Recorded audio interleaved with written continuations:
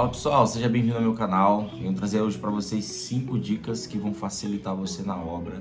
Ou antes de você tá pensando em comprar sua casa, então eu vou deixar aqui 5 dicas para vocês que eu acho que vai facilitar muito na hora de vocês optarem em algumas situações que eu passei, eu tô construindo ainda recente. Trago esse vídeo aqui porque ninguém me falou, então eu trouxe um resumo que facilitou muito a minha vida de tantos outros amigos meus que depois me procuraram e falaram: eu nem pensei nisso, não pensei.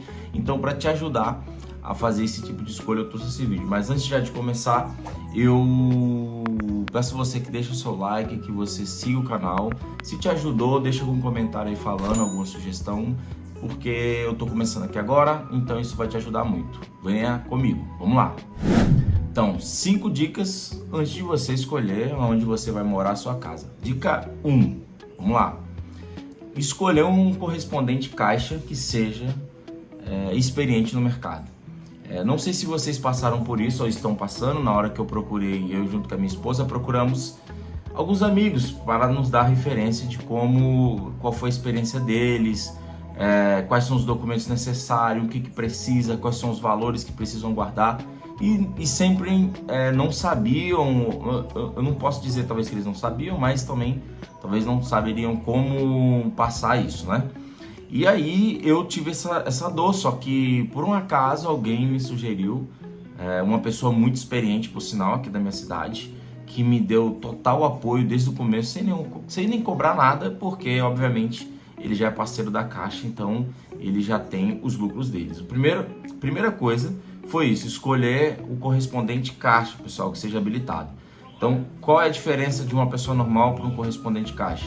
A diferença é que existe aquele que já é um corretor, a pessoa que faz a corretagem, e ele acaba se afiliando à Caixa também para poder prestar também mais um tipo de serviço. E existe aquele que é só corretor, que ele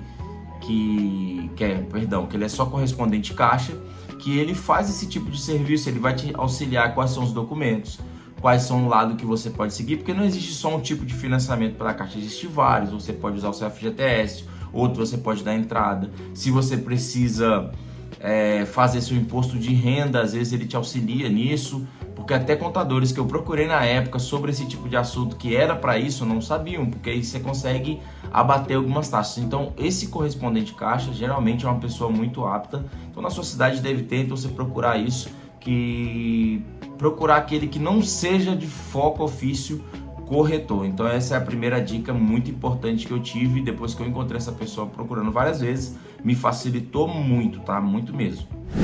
Dica número 2, pessoal, que eu também tive dificuldade e no começo até que eu consegui encontrar uma construtora, mas é uma dica muito importante. Talvez para você, claro, pessoal, que talvez eu esteja falando coisas aqui que você já conhece, mas tem gente que também pode ter a mesma dificuldade que eu, então isso que é importante. Dica 2, construtora especializada. Pessoal, por que eu falo uma construtora especializada? Da mesma forma do correspondente caixa, você pode encontrar corretores de ofício, as pessoas que vendem lote, que são corretores, que contratem também pessoas para fazer a sua construção. Então ele vai também te auxiliar, vai fazer aquele corretor também que agrega ali, também vai prestar um outro serviço que ser construtora. Nada contra quem faz esse tipo de serviço, mas para você evitar certos riscos, que eu tive algumas experiências de alguns colegas que tiveram isso, que hoje estão lá tendo que passar por reformas de novo, estão tendo que refazer alguns trabalhos, porque a pessoa que mexeu com a construção deles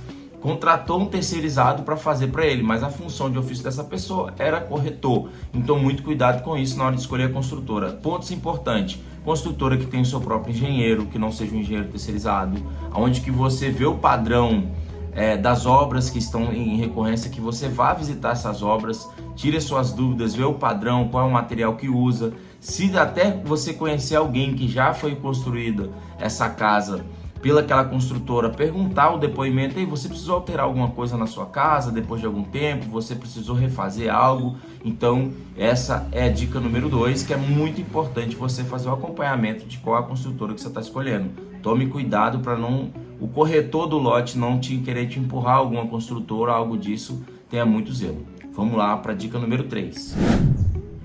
Escolhida a construtora na dica anterior, agora vamos para a dica do projeto, outro fato importante. Mesmo algumas construtoras, ela tendo o arquiteto, é importante você fazer o seu rabisco e pensar como que ficaria. Eu vou deixar aqui, ó, essa aqui foi a minha fundação, essa aqui é meu projeto que é pequena, 54 metros quadrados, mas para vocês ideia, eu deixei um espaço nessa obra para poder eu fazer mais um cômodo e expandir para trás. E é muito importante para não ficar aquela casinha quadrada que você faça do jeito, eu já colei lá num canto, para poder economizar também no muro, né? Porque o muro já viria ali que já tinha um vizinho, ou independente se fosse construir um muro, aquela parte da casa onde que eu já usei, ela é mais larga, que isso eu posso detalhar em outro vídeo. Mais importante é você rabiscar o seu projeto em papel. Não vá só pelo arquiteto, só do jeito que ele quer. Ah, não, olha, ele vai te apresentar alguns padrões, porque tem muitos arquitetos que ele já tem algumas obras similares, que sejam 2 quartos, 2 banheiros, ele vai lá e apresenta. Mas existem N possibilidades. No começo, quando a arquiteta me apresentou, ela tinha totalmente uma ideia padrão. Então a minha aqui, o meu projeto, fui eu que rabisquei no papel, porque eu estudei, olhei assim, olha, aqui vai ter menos espaço, qual é o melhor espaço que eu posso usar, onde eu posso deixar para um outro cômodo. A ideia é que a gente tenha 2 filhos, então pense muito nisso, vai rabiscado, rabisca no papel, tenha suas ideias para você já levar um rascunho, isso facilita muito na hora de você deixar só o arquiteto pelo seu projeto. Desenhe mesmo, não tem problema algum, não tenha vergonha, desenhe, que isso vai te economizar muito tempo com isso. Já pensando nessa etapa. A quarta dica é a escolha do lote, pessoal. Eu vou fazer a quarta e a quinta vai ser sobre a escolha do lote, só que eu vou dividir em 2 coisas para não ficar grande. Na escolha do lote, primeiramente a localização. Você deve pensar muito qual bairro você vai escolher, não pensar só assim, olha, eu vou escolher esse bairro aqui porque esse é um lote melhor. Claro, pessoal, isso daí cada um tem sua condição, quem puder comprar num lote melhor, numa localização melhor, sim. Mas às vezes você também escolher um lugar melhor, que é mais acessível, eu falo por experiência aqui da minha cidade, né? Existe um lugar que é mais próximo do centro, ao invés de eu construir, só que também tudo lá é mais caro. As entregas lá, os serviços lá são mais caros. Porque o deslocamento, às vezes você quer contratar alguma pessoa, ela quer ir lá, ela vai cobrar porque não tem um ônibus, você vai contratar um empregado, um funcionário, para você não vai ter ônibus, não tem todo dia, pode ter risco de falta, tudo isso fica mais caro, até os próprios comércios da região. Eu falo isso sobre localização, tá, pessoal? Então tenha muito cuidado com isso. Vou escolher uma localização porque é mais barata, mais distante da cidade lá, que é um lote mais afastado. Mas também, às vezes, você vai escolher esse lote, só que você vai ter muito mais custo de deslocamento. Eu tenho amigos que escolheram no outro lado da cidade, por ser um custo mais barato, só que depois, no final das contas, ele percebeu que os supermercados estão para um lado, tem os hospitais, tem o trabalho da esposa, então todo esse deslocamento que ele consome no mês, ele quase paga também um aluguel fora, e hoje ele está repensando nisso. Então, localização é a quarta dica, que é muito importante você levar em conta esses fatores, até mesmo o trânsito. A quinta dica também sobre o lote é depois que você definiu onde que você quer, e aí é um fato importante que liga no anterior, que é a posição do lote, não a localização, mas sim a posição. Às vezes você vai pegar um lote aí esse lote aqui está mais em conta, eu vou escolher ele, mas você não pensou se as pessoas que tem que construir, porque esse lote está num bairro legal, tudo bem. Mas aí você tem que ver em conta se você precisa gastar com esse lote sobre a fundação, porque às vezes você tem que subir tanto que vai lá metade do valor da casa só com estrutura. Claro, como eu vou repetir novamente, vai da ocasião de cada um, mas é um fato importante. Às vezes você precisa economizar porque você está ali apertado, simplesmente para o seu financiamento não ficar caro. Você escolhe um lote achando que ele está mais barato, você gasta o dobro lá na construção por causa da fundação. Às vezes é um lote que é inclinado, então você precisa subir ele para a altura da rua, então também isso é um ponto importante, que é a fundação. Outro detalhe muito simples também, que muita gente não me falou, mas ainda bem que eu também pesquisando bastante eu encontrei, eu quero deixar para vocês aqui, é sobre o esgoto.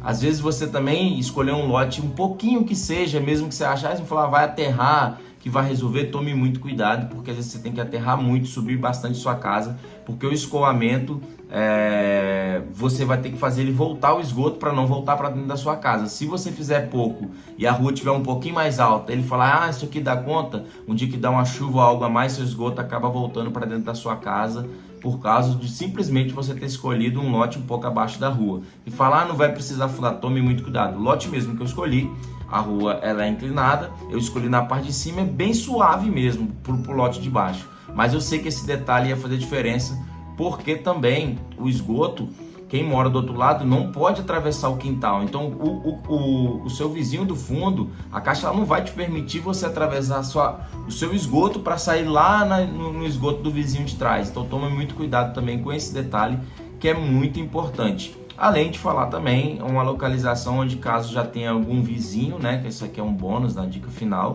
que já tem um muro, que você pode estar negociando com ele até antes mesmo de comprar o lote, perguntar se ele pode, você pode pagar aquele muro para ele, e você também tem o direito de usar o que ele gastou, né, faz a metragem daquele muro, porque muitos lugares nem tem esse muro e você tem que ser o primeiro a construir isso tudo. Às vezes também pode ficar caro, é só um detalhe, mas isso daí vai de cada um.